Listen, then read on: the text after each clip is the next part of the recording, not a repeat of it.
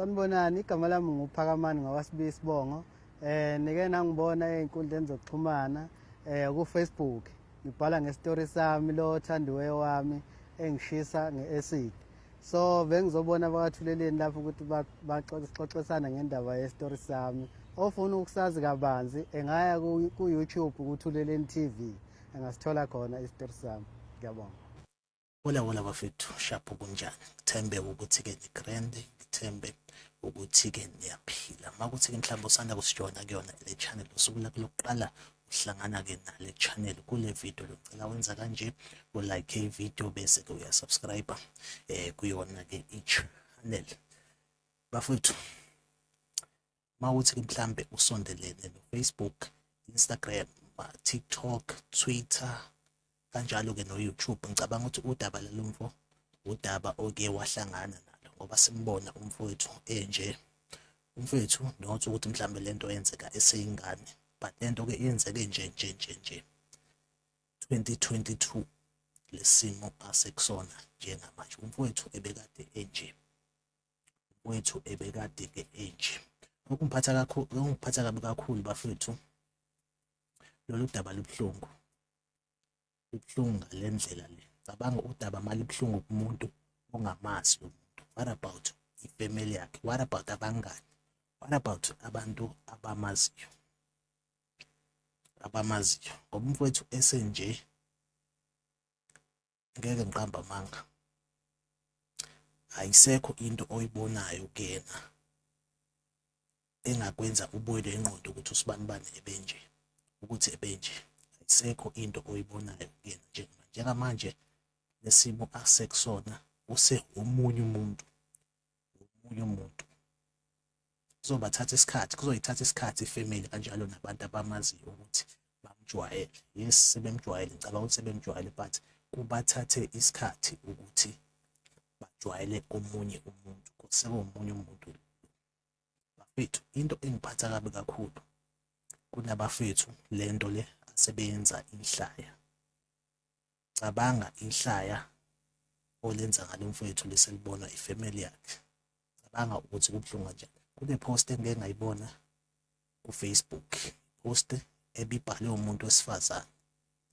I-post ibibhalwe kanje: okoniwe ngomlomo kulungiswa nge-acid bomnax. Futhi begqugquzela abanye abantu besifazane ukuthi makwenzeka mhlawumbe kukhona ungabe ungasolinye nomuntu asuke ethandana naye, okanye esola ukuthi okanye embambile umuntu wesilisa ukuthi uyamchithela, futhi i-right lento eyenziwe kubhuti. Futhi lo sisi uqoqozela amantombazane ukuthi lesenzo lesi sihle, isona impela sokuyiphindiselela kubafana. Bafethu, lento ibuhlungu. Engicabanga lo muntu lo obhalela ya post because mhlawumbe ubone nje i-post kusho umuntu wesifazane uthele umuntu athandana naye nge-acid. Mhlawumbe wayitshela ukuthi wachitha umfowethu. Kodwa mawuzosilalela kahle story, umfowethu wathelwa intombazane ayithandana naye, ibambisene nomuntu ebithandana naye, of which umfowethu lo ebengakwazi lokho ukuthi lo sisi lo kunomuntu athandana naye.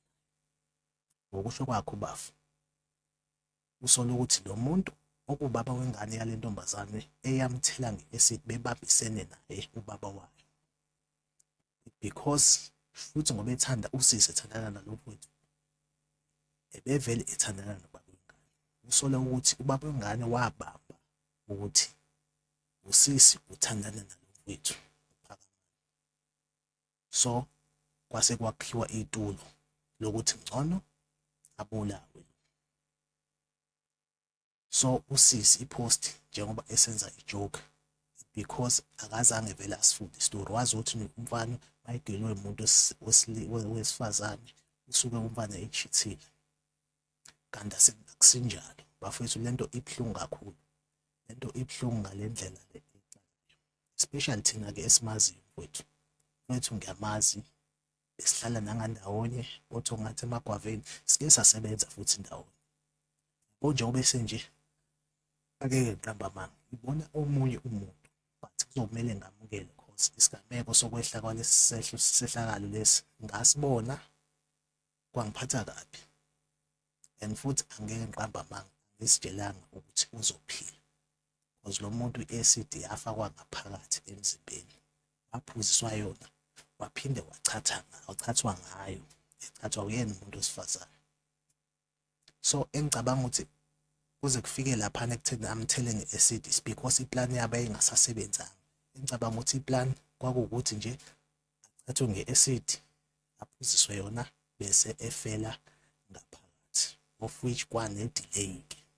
Waqasha imoto ka-Uber ukuthi engathi imise eklinikhi, mhlawumbe babeyitshela ukuthi kuyothi efika eklinikhi vele uyobe eseshonile because bafethu i-acid siyayazi, i-acid i-strong. Uma uzobuka ibhetri lemoto elifakwe i-acid, kunalezi zinto ey'phakathi ezimi kanje engathi ziyinsimbi, kodwa uma uthi uzoyibuka leza zinto ngenxa yokuthi kuhlala i-acid phakathi, uyabona zigcina sey'thambile, seyilike umthofu.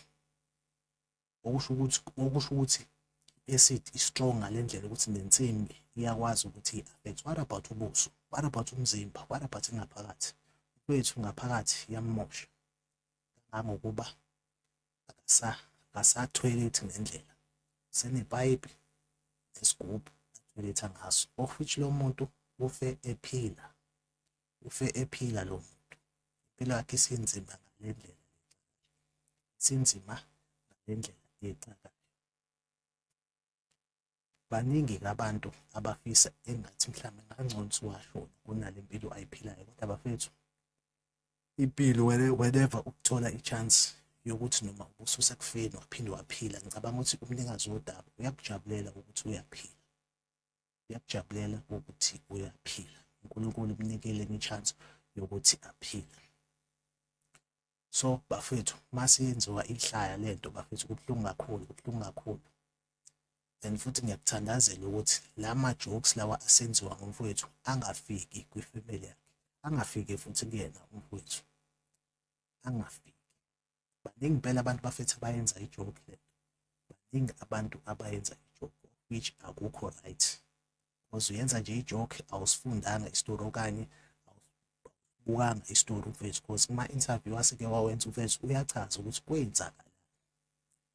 kwenzakalani, of which cheater ngene ndawo, but umfowethu wathandana nomuntu o-wrong, ngathini wathandana nomuntu osathane. Okuzoba lula ukuthi agoqe umuntu wesilisa athandana naye ukuthi avume ukuthi bamsuse lo bafo lo, bamsuse ukuze bona beqhubeke bethandana. So bafethu nje mina indlela engibona ngayo umuntu unecala la ntombazane, kanjalo nobaba wengane yakhe. Mfowethu lo mfowethu amshoyo ukuthi wayidriver i-Uber, okungenzeka vele i-Uber yayiqashiwe. I-Uber mayiqashiwe most of the time uzwa umuntu osuke eqashile ukuthi mfowethu shona le as long lo muntu ezokhokha. That is why mfowethu ethi driver i-Uber vele uhlale embona, and uyazazi ngicabanga ukuthi akabaleki yena because uyazazi vele ukuthi uyazi ukuthi mangathiwa kiwe enkantolo uzokwazi ukuthi azikhulumele since engabalekile. Laba abanye babalekile, ntombazane igcwele amathafa, mhlawumbe sibonakala enkantolo kuphela but ayaziwa ukuthi ehlala. And okuwesi umfethu usengcupheni manje, usengcupheni. Labantu bazoboshwa vele. Engicabanga ukuthi ukuze mhlawumbe bangaboshwa, into asebeyicabanga emakhanda abo ukuthi bazame indlela yokuthi bamsuse, zade bambamba phinde bamphuzise acid leyo, because if mhlawumbe bengenza something like ukumdubula singabonakala vele ibona abasola bokuqala. So wethu usengcupheni kakhulu, usengcupheni kakhulu.